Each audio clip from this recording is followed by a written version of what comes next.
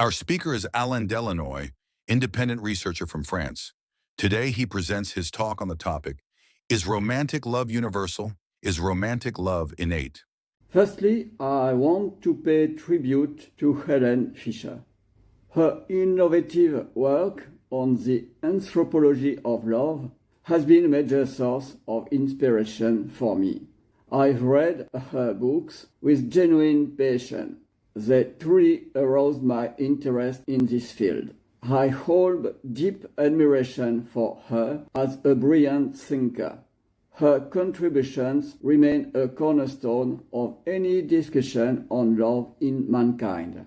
If my presentation today critically engages with some aspects of her work, it is from a place of great respect for the legacy she leaves behind.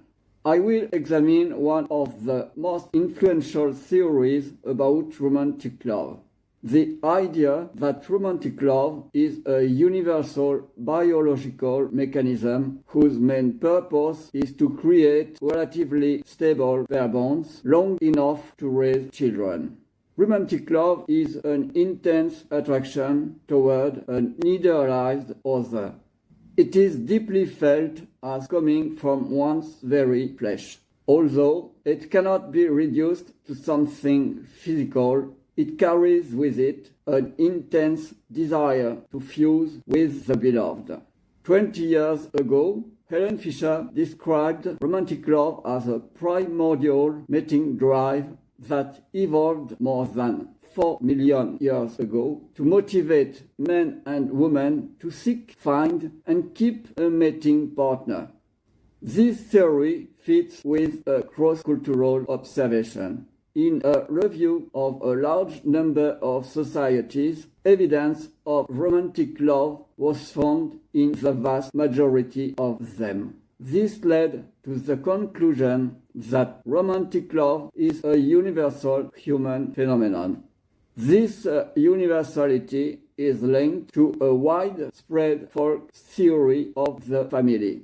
This theory corresponds to what lies in the collective unconscious of almost all contemporary societies. According to this theory, the imprinting of romantic love on the very being of each human being serves to foster fidelity within couples in a period long enough for the child born to the couple to acquire a certain degree of autonomy. Nature sure knows best. Romantic love makes the man fall madly in love with the woman and vice versa. That pushes them to isolate themselves under the same roof to form a pair bond. They become faithful to one another. It lasts long enough for a child to be born and raised with two attentive parents. Once the child becomes reasonably independent, the passion can fade. The couple can then separate, and each partner is free to start the cycle again with someone new. In short, humans will be wired for successive monogamy.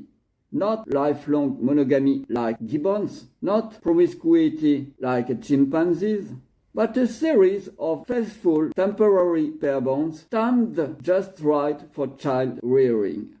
This theory will be assessed in light of two main sources of evidence: sociological and ethnographic data from different societies and results from a survey. The observations presented in the survey stem from informal and occasional data collection. They derive from private conversations, long-term personal acquaintances, and post-interaction note-taking, rather than from a structured, prospective research design with formal ethical protocol, informed consent procedures, or systematic sampling. Only one case stands out particularly, male 9 or M9. We will detail it further. The analysis will show that the theory is not strongly supported by either set of evidence. The question of support for pregnant woman and then mother is relevant. A woman about to give birth and then a mother of a young child needs assistance. But the loyalty associated with pair bonding is by no means a universal phenomenon. Many lovers can experience lapses in fidelity. Many people in romantic love, like males 1, 2, 3, 4 and female 1 in the survey, do not feel a strong need for sexual fidelity. In fact, some, such as M1, M2, M3 and F1, are actually unfaithful, and for others, like M2 and 4, infidelity isn't even seen as a fault. Some are even excited by the idea of cheating. Another interesting point, some romantic lovers, like M1, M3, F1, 2, 3 and 4, don't require sexual fidelity from their partner either. And some, like M1, F1 and F4, are actually aroused by the thought of their lover having sex with someone else.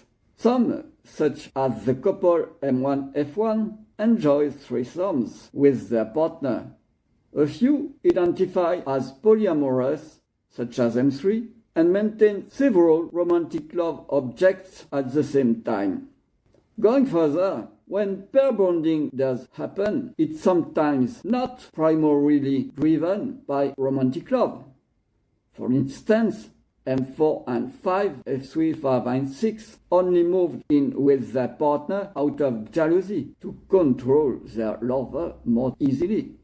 M6 does it mainly for increased sexual availability of his lover, and M7 does it for purely rational reasons that have nothing to do with his passion.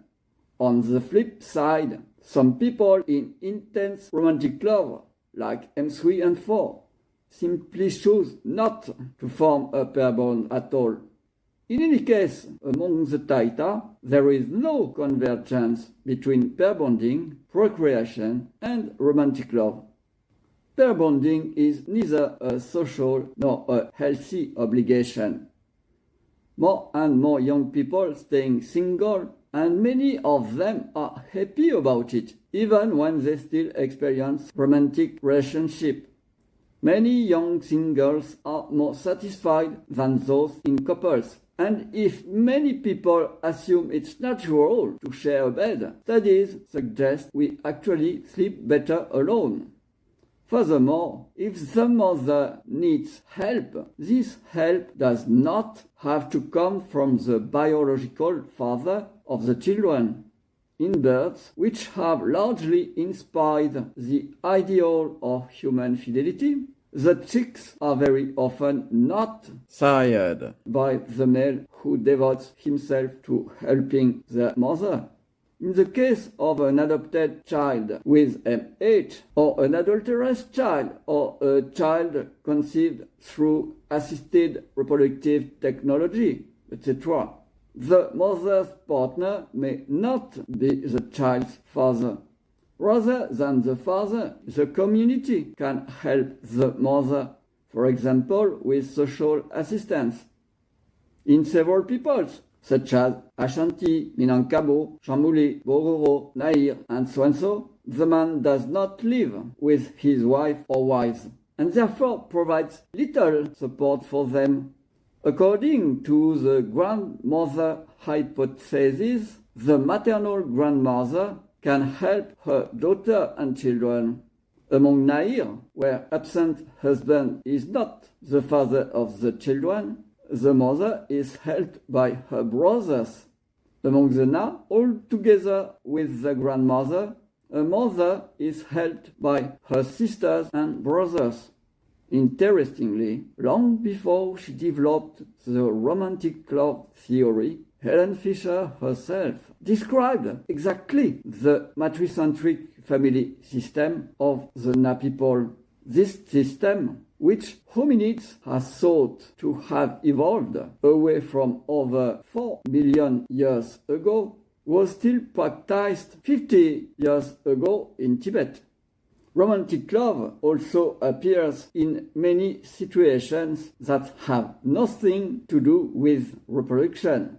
Postmenopausal women can fall in love and marry. The same for sterile persons. The same for same-sex couples.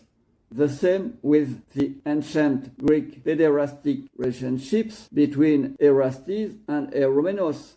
At the same time, many stable pair bonds and successful ways of raising children exist without any romantic love. In classical Athens, romantic love was supposed to be felt by a man for a young boy, not for the woman he was married to and with whom he had children. In arranged marriages, there is often pair bonding without romantic love. Let's return to the interesting case of Mel 9. He is a highly cultured person, a literature graduate passionate about Proust art concerts. He built 2 successive long-term pair bonds. He had a daughter.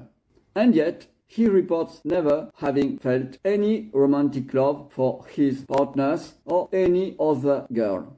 This is a rare example of aromanticism in someone who is very emotionally and aesthetically sensitive.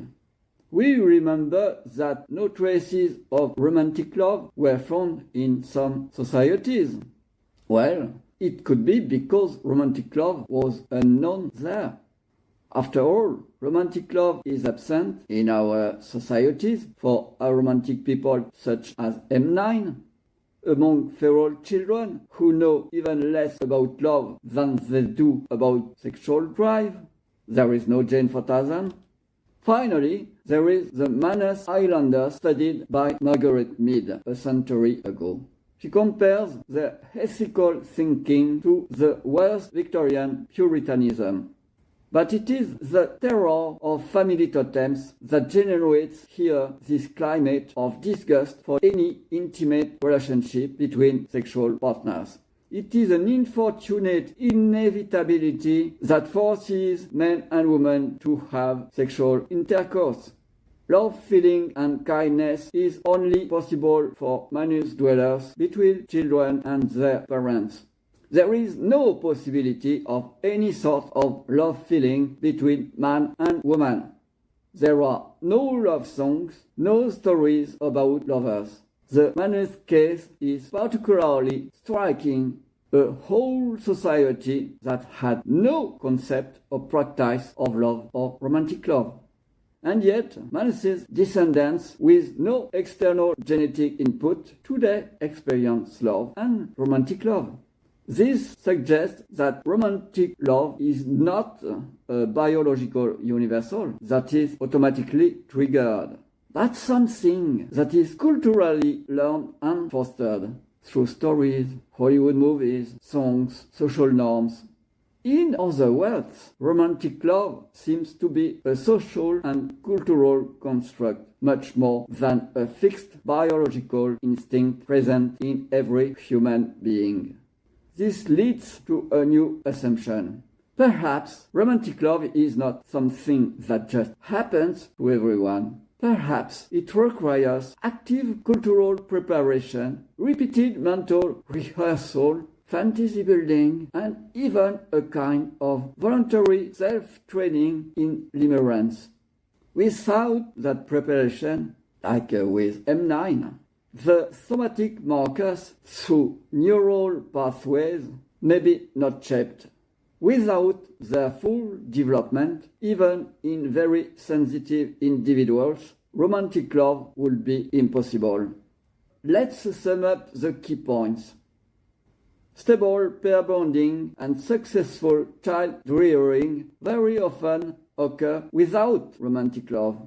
Romantic love is not systematically linked to fidelity or to reproduction, and evolution did not necessarily need to select specifically for romantic love to achieve pair bonding and parental investment. In the end, rather than being a direct product of natural selection for mating, romantic love may be better understood as a cultural repurposing of earlier attachment mechanisms, especially the powerful mother-infant bonding system. Several neuroimaging studies support this view. So perhaps romantic love is in a way a recycled form of the infant's attachment to the mother, culturally redirected toward a sexual partner, probably during the Upper Paleolithic. This perspective could relocate the origin of romantic love not so much in hardwired biology, but in a powerful interaction between biology itself, culture, imagination, and individual life history.